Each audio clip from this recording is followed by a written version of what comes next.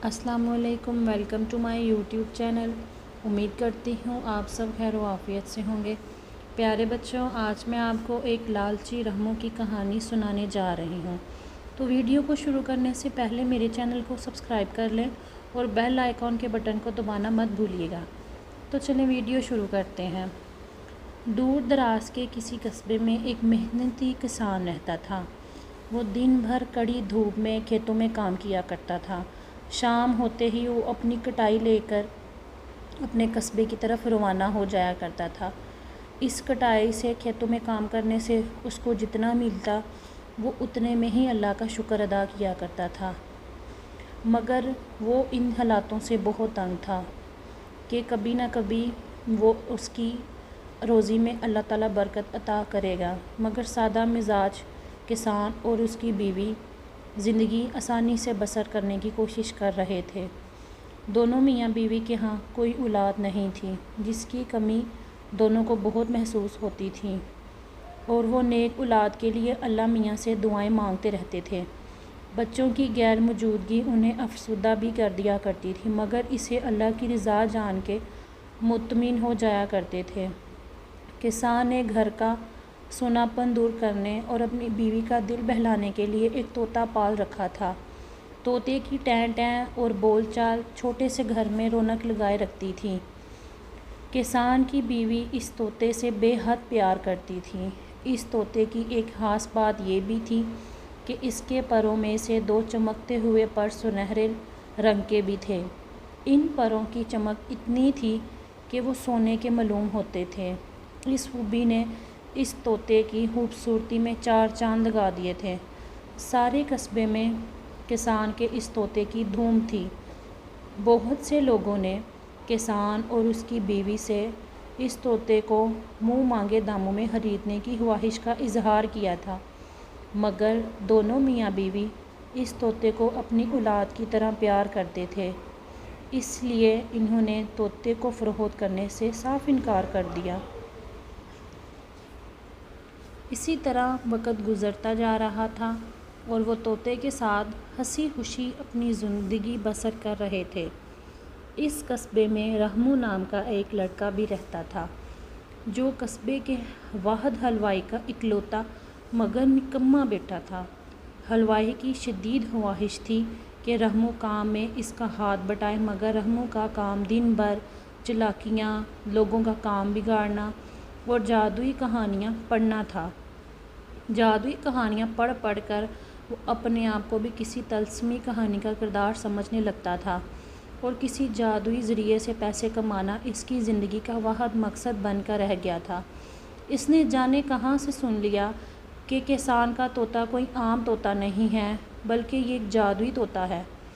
इसके दोनों सुनहरे परों को रोशनाई में डुबोकर महसूस तरीके से जो भी लिखा जाएगा वो सच हो जाएगा। जो तस्वीर बनाई जाएगी वो हकीकत का रूप धार लेगी।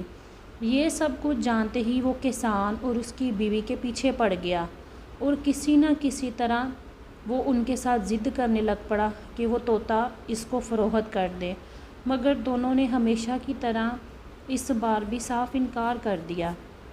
इनके इस हद दर्जा इनकार ने रहमू का शक यकीन में बदल दिया कि हो ना हो ये जादुई तोता ही लगता है, जब भी ये लोग इसे किसी कीमत पर फ़रोख्त करने के लिए तैयार नहीं है। अब हाल ये था, रहमू तोता हासिल करने के लिए दिन भर मुख्तलिफ़ मंसूबे बनाता रहता था। बहुत सोच विचार के बाद वो इस नतीजे पर पहुंचा कि इस तोते को चुराए बगैर कोई और तरीका नहीं है। किसान के घर की दीवार ज़्यादा ऊंची ना थी। रहमू के ख्याल में रात के अंधेरे में वो आसानी से इस दीवार को फलांग तोते का पिंजरा उठाकर ले के जा सकता है। तोते के शोर से बचने के लिए इसने 2-3 हरी मिर्चें भी रख ली थीं। एक रात जब नींद में सब सो रहे थे, रहमू अपने घर से निकला। इसने काले रंग का चुस्त लिबास पहन रखा था, जिसने इसे तारीकी का हिस्सा बना दिया था। सारा कस्बा सुनसान पड़ा था, दूर दूर तक कोई नज़र नहीं आ रहा था। वो एहतियात से चलता हुआ किसान के घर जा पहुंचा। आगे पीछे नज़र दौड़ाकर वो झटके से दीवार पर चढ़ गया। مگر جب دوسری طرف اترنا چاہا تو ایک دم اس کا پاؤں پھسلا اور زوردار آواز کے ساتھ رحمو کسان کے صحن میں جا گرا۔ کسان صحن میں بچھی ہوئی چارپائی پر سو رہا تھا۔ وہ رحمو کے گرنے کی زوردار آواز سے آنکھیں ملتا ہوا جاگ اٹھا۔ ہوا اس بحال ہونے پر کیا دیکھتا ہے کہ گھر کے صحن میں ایک اجنبی شخص سر سے لے کر پاؤں تک کالے کپڑوں اور چہرے پر نقاب ڈالے پڑا کڑا رہا ہے۔ لکڑہارے نے ایک پاس بولا کہ یہ تو اس دن لکڑیاں کاٹتے ہوئے بھی میں نے اس کو دیکھا تھا، یہ کسان کے گھر کی طرف طوطے پر نظر جمائے تھا، مجھے لگتا ہے کہ یہ طوطا ہی چرانے آیا۔ کسان نے کہا تم چپ ہو جاؤ، میں اس کو دیکھ لیتا ہوں۔ اتنی ہی دیر میں وہ دونوں باتیں کر رہے تھے، کسان نے شور مچانا شروع کر دیا اور دیکھتے ہی دیکھتے آس پاس کے گھروں سے لوگ ڈنڈے لے کر کسان کے گھر میں داخل ہو گئے۔ چور کو دیکھ کر غصہ تو سب کو بہت آیا، مگر اس کی یہ حالت اور درد بھری صدائیں سن کر اس چور کو اٹھایا اور چارپائی پلٹا کر اس کا نقاب الٹ دیا۔ نقاب کا الٹنا تھا کہ رحمو کا چہرہ سب کے سامنے آ گیا۔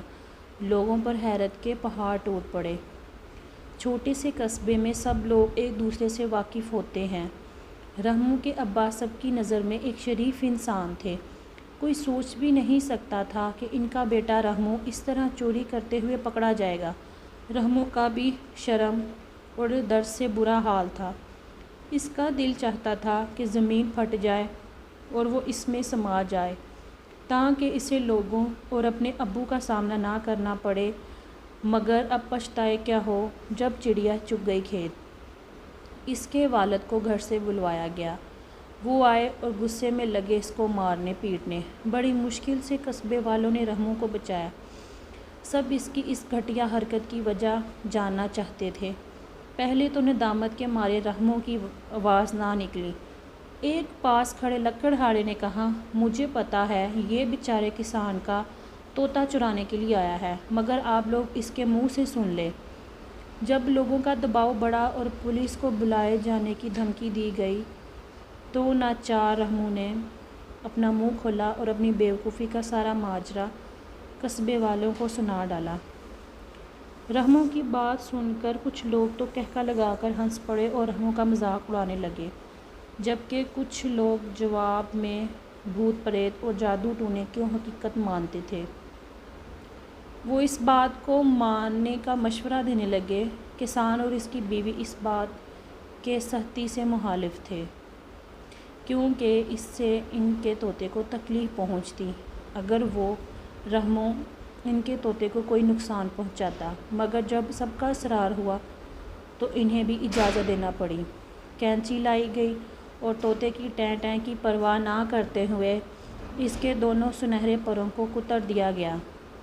پڑوس کے گھر سے روشنائی لا کر رحمو کو دیے گئے کہ وہ جس طرح چاہے اپنی اور مجمع میں موجود اپنے جیسے دوسروں لوگوں کی تسلی کر لے۔ رحمو نے ایک چھوٹا سا پرندہ بنایا اور انتظار کرنے لگا کہ کب اس کے بنائے ہوئے پرندے میں جان آئے اور آسمان میں اڑتا چلا جائے، مگر کافی دیر کے بعد بھی اس تصویر میں کسی قسم کی زندگی کے آثار نظر نہ آئے تو رحمو کی پریشانی اور بڑھ گئی۔